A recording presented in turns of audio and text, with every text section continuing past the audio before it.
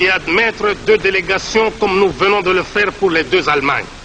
Le Zaïre estime que l'entrée des 2 Allemagnes aux Nations Unies est une contribution au maintien de la paix dans le monde.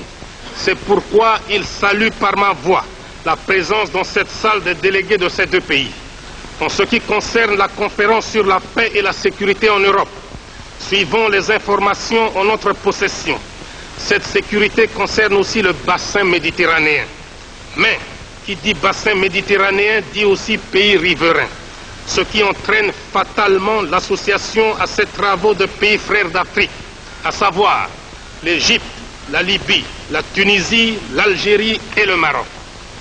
Monsieur le Président, permettez-moi de vous entretenir maintenant des problèmes qui nous tiennent à cœur au sujet des relations économiques internationales entre les pays riches, appelés communément pays développés, et nos pays appelés arbitrairement pays du tiers-monde. Je vous parle ici, bien sûr, en tant que représentant de mon pays, mais aussi en tant que dirigeant africain et ressortissant de ce qu'on appelle le tiers-monde. Au Zaïre, nous contestons cette appellation de tiers-monde qui, pour nous, n'a pas de sens logique. Car, si on veut lui trouver une définition économique, c'est-à-dire parler de pays à système capitaliste qui constitue une catégorie et de pays à système collectiviste qui en constitue une autre, cela voudrait dire que tous les autres ne sont ni capitalistes ni collectivistes, ce qui n'est pas tout à fait exact sous l'angle économique, car certains pays dits du tiers-monde suivent soit le système capitaliste, soit le système collectiviste.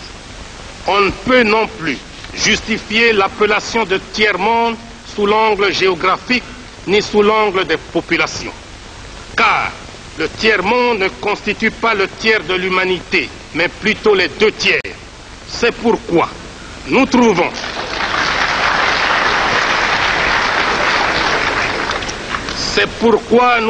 qu'en fait, le terme de tiers-monde s'accompagne d'une idée de mépris. Et par conséquent, cette appellation est surannée.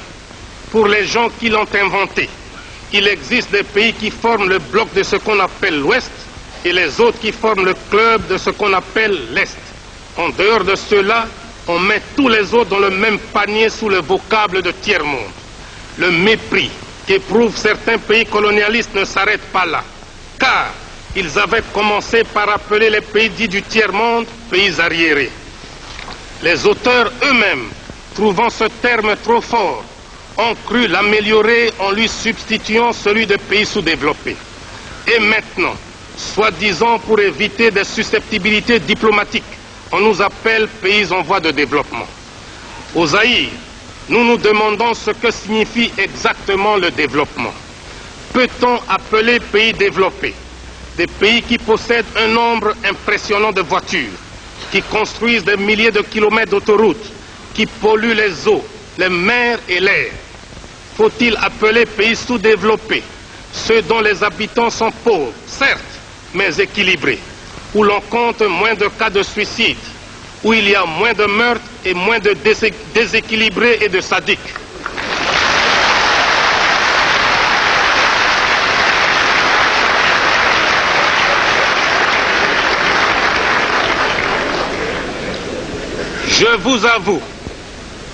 Je vous avoue que je n'ai jamais considéré le Zaïre, mon pays, comme sous-développé, car mon peuple est discipliné, travailleur, digne et fier, alors que les pays qui se disent développés sont le théâtre de désordres sociaux, de grèves sauvages. C'est pourquoi nous préférons au terme de développement celui d'équipement. Nous reconnaissons volontiers que nous sommes sous-équipés par rapport à d'autres pays. Et c'est d'ailleurs comme cela que les spécialistes de l'économie occidentale l'entendent quand ils veulent bien l'avouer. Les États-Unis d'Amérique se trouvent à la tête du club des 10 pays les plus riches du monde. Ils l'ont prouvé en débarquant les premiers un homme sur la Lune. Mais on ne dit jamais que les 9 autres sont sous-développés par rapport aux États-Unis. On dit tout simplement comme nous qu'ils sont en retard d'équipement par rapport aux USA. Ce qui précède prouve que le concept pays en voie de développement est impropre et un faux prétexte, car chacun de nous a toujours un plus équipé et un moins équipé que lui, et que nous sommes tous en perpétuel développement, c'est-à-dire en fait en voie de développement. D'autre part, ceux qui se disent développés devraient se rendre compte de la prise de conscience par les pays sous-équipés de leurs conditions. En effet, ces derniers ont fini par comprendre que la division du monde n'est pas fonction de l'idéologie ou du degré d'industrialisation des différents pays. Le monde se divise en deux camps, les dominés et les dominateurs, les exploités et les exploiteurs. Les pays pauvres ne le sont pas par incapacité congénitale, ils le sont par suite de l'histoire qui a fait que certains pays ont dominé, exploité et pillé d'autres pour s'enrichir. Et c'est de la logique mathématique.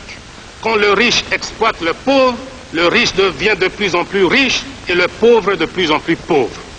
De nos jours, il est de bonne presse de parler de l'assistance des pays riches envers les pays pauvres. Quand un pays riche donne ne fût-ce qu'un kilo de médicaments à un pays pauvre, on mobilise la presse, la radio et la télévision.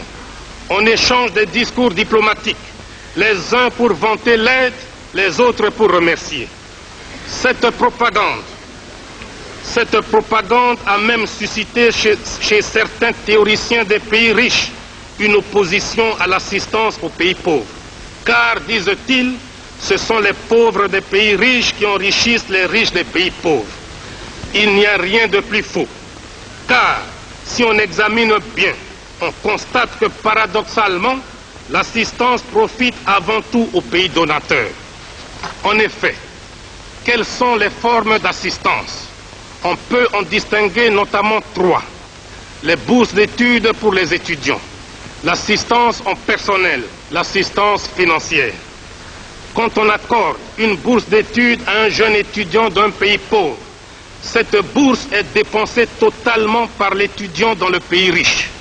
Il arrive même que la bourse ne suffise pas et que le pays pauvre consente à donner un supplément, c'est-à-dire, en fait, un transfert de capitaux du pays pauvre vers le pays riche.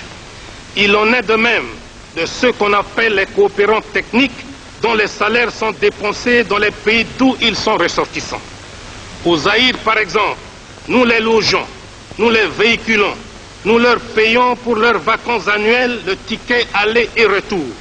Quant à leur salaire, la moitié est transférée mensuellement à leur compte dans les pays d'origine.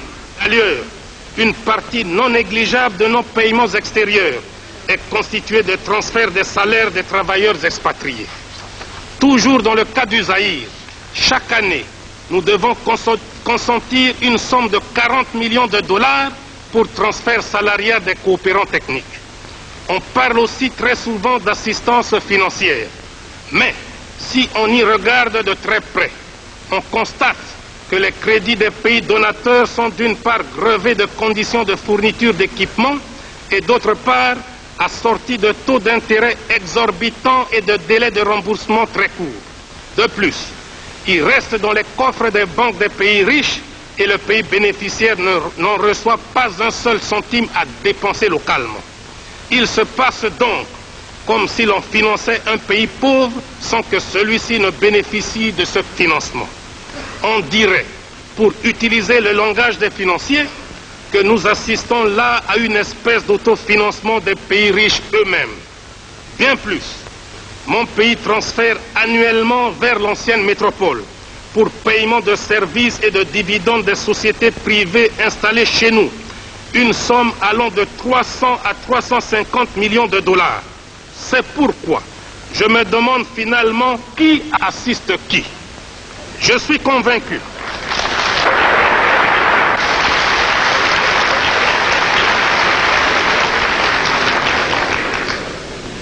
Je suis convaincu que dans ce domaine précis, nous ne parlons pas le même langage. C'est pourquoi, si réellement les pays riches veulent aider les pays pauvres, ils doivent les mettre à l'abri de crédits fournisseurs, de bureaux d'études et d'experts internationaux. Je m'explique. Pour un oui, pour un non, des commerçants sans scrupules de l'Occident nous proposent des crédits fournisseurs tous azimuts. Ils peuvent vous vendre du papier, des cigarettes, de l'eau et